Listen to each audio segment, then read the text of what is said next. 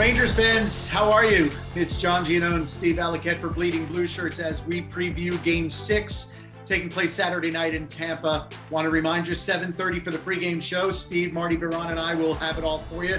And then right after the game is over, we will recap what happens in yet another elimination game, Steve, number 6 for the Rangers in this postseason. Let's start with that good news, the fact that the Rangers are 5-0 so far, and they've outscored the opposition 25-13 in those 5 elimination games. So what among that factoid gives you reason for hope on Saturday? Well, that you've done it before. I think in the pregame, we talked about the only predictor of future performance is past performance, and you have that going for you. The only problem is, so does your opponent. But that's what happens when you're down to these two teams waiting for, of course, or trying to get to Colorado. Both teams had 110 points this year, Tampa Bay and the New York Rangers. So this is the best of the best. And they have their streaks. The Rangers have their streaks. We're going to find out in game number 6 at Tampa Bay if there's enough guts still left in the Rangers. And look, it's going to take a small miracle. That's no surprise to anybody. But if there's a team that can believe and pull it out of the fire, it's this one, John. We've really enjoyed covering them this year. They've done it all season long. And until they can't do it, I think there's still reason to believe that they can. Yeah, there's no question. Resilience is the one-word byproduct of what we've seen from the Rangers throughout the season. All that said, that's the esoteric. The factual is the Rangers had 10 goals in the first 2 games of the series. They've had 4 goals in the last 3 games of the series. You're not going to win series when you only score an average of a little more than 1 a game. We saw 1 in Game 5 on home ice on Thursday night. When you look at what the Rangers were unable to generate through most of the night against Andrei Vasilevskiy, who, by the way, in his last 7 elimination games, last 7 elimination wins, has 6 shutouts and 1 goal against in the other. That's how difficult this is going to be on Saturday. But just kind of speak, Stevie, to what you noticed from Game 5 and what the Rangers need to do either much more or much better in Game 6. So that's the conversation. It's how do we get to this guy? And what we saw in game number 5 is that the Rangers were getting looks, but they weren't getting the puck to the net. And, you know, we were talking about this in the post game. There are looks, there are shots on goal, and then there's chances. And those are 3 very distinct, different parts of offensive play that players have to understand, because when you get your looks, it's almost like you're feeling good about yourself. We're getting our looks, but maybe we're not getting it to the net, so we can adjust something within that. Here's the problem. It takes 3 high danger chances to score a goal in the National Hockey League. So you can imagine that if you have 3 breakaways, you score 1, you have 3 2-on-1s, you score 1 time, et cetera, et cetera. But over the Rangers' last 10 periods of playoff hockey against Tampa Bay, they've only been able to muster 8 high danger chances.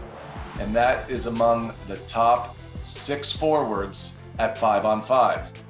So the top 6 forwards on any hockey team, those are your guys that bread the butter. And, you know, did I say bread the butter? Butter the bread. Well, unfortunately, they've tried to bread the butter too much. Maybe that's why it's backwards. Yeah. But, you know, you need your top 6 to be getting those high danger chances. The Rangers' top 6 are not. And that's why it's so difficult to score at 5-on-5, which is why you get really uptight about the refs maybe not giving you a few calls so that you get on the power play at 5-on-4. It's so hard to get inside on Tampa Bay. If there's one thing that we've learned about this championship pedigree that they have, is that they defend really well at 5-on-5. You know, they don't let that dictate the outcome of the game. And you know what, John, it's almost like I'm at a loss for words, except for, can you just execute your looks better? And I think that we really talked a lot about this after game number 4. And the reason why was because the Rangers also had some really good scoring chances in that game, but didn't score on them. So it's almost like they were a step further. They were getting the looks, they were getting the chance, but they weren't executing on the shot. And now we're kind of back to square one, which is, can we make better on our looks? I think that you need 3 things when you get your looks. You need deception, because you and I watched the game together and we saw a number of passes that were made that it wasn't that they were the bad play, John. They were the right play at the time because they would have been slam dunks, but maybe there wasn't enough deception there. And the Tampa inside, they have good sticks. They're able to intercept the puck and go the other way. So there needs to be deception. There also needs to be a really good target. Strome's missed net, what I see on that play is a player that isn't neutral within his posture. Mm-hmm. His posture was going to net to the boards. So because he's going in there with such pace or momentum, he's not able to stop, slow down, receive puck, present a really good target, and then be able to put it in the back of the net. Right, he was almost going away from the puck at that point. Isn't that it? So he wasn't able to adjust back. Right. And that's a big thing for scorers. And then here's the next part of it though. Are guys hurt and tired? Does fatigue and habits become really what happens as an end result, which is a net zero?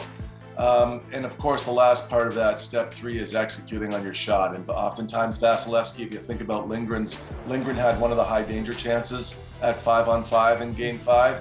And it was a wraparound where Vasilevskiy went straight octopus and got his legs across.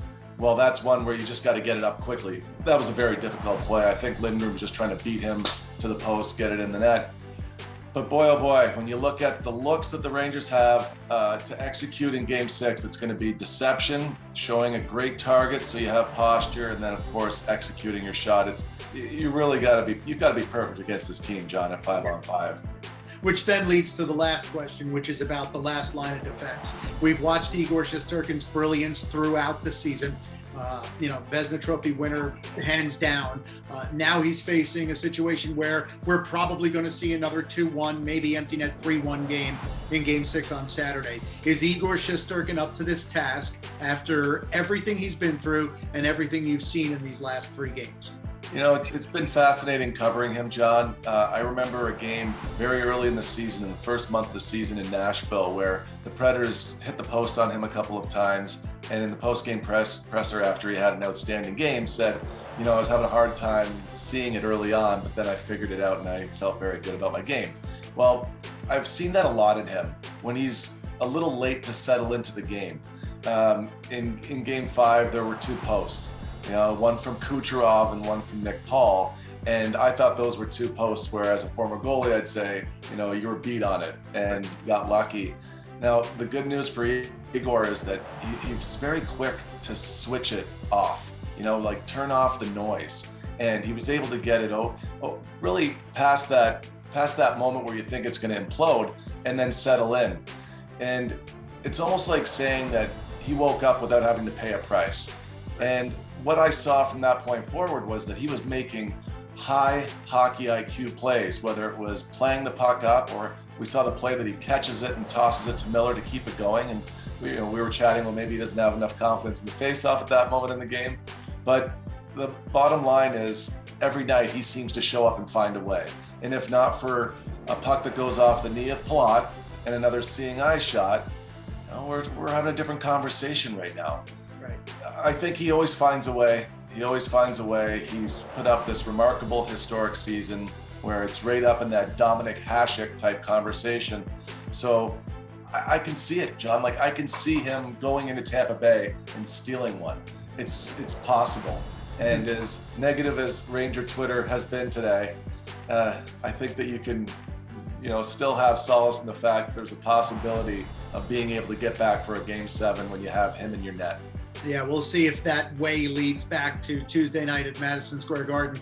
Again, 7:30 for the pregame on Saturday. And then Steve and I will be joined by Marty Biron. We'll have the postgame show immediately following. We'll see if it's a postgame or a post-mortem for what we've seen throughout this remarkable playoff run. It's going to be fun either way, Stevie. Thanks, bud. That's right, buddy. One more time. Here we go.